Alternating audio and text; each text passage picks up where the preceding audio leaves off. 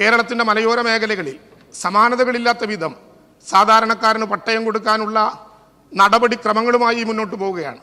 Sir, 30 കൊല്ലത്തിലേറെയായി 93 ചട്ടത്തിൻ്റെ ഭാഗമായി പുതിയ JVR പുതിയ അപേക്ഷയും എന്നുള്ളത് മലയോര കർഷകർ ഉയർത്തിപ്പിടിക്കുന്ന ഏറ്റവും വലിയ വേദനയാണ്.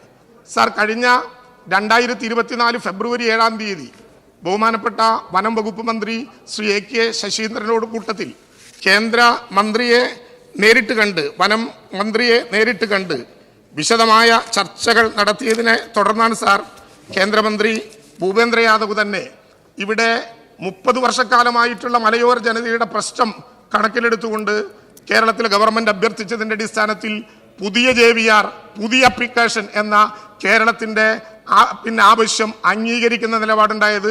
സാർ, അതിൻ്റെ വിവരശേഖരണം പൂർത്തിയാക്കി ഈ വരുന്ന മാർച്ച് 26-ാം തീയതി വനം വകുപ്പ് കൂടി ചേർന്നുള്ള യോഗത്തിന് ശേഷം ഏപ്രിൽ മാസത്തിൽ ജോയിന്റ് വെരിഫിക്കേഷൻ സംയുക്ത പരിശോധന ഉൾപ്പെടെ ആരംഭിച്ച് അവസാനത്തെ മലയോര മേഖലയിലെ കുടിയേറ്റം അർഹതപ്പെട്ട മനുഷ്യനും പട്ടയം കൊടുക്കാൻ കഴിയും എന്ന നിലപാടിനാണ് സർക്കാർ ഉള്ളത്. സാറിൻ്റെ അഭ്യർത്ഥന മാനിച്ചുകൊണ്ട് കൂടുതലായി കാര്യങ്ങൾ പറയുന്നില്ല.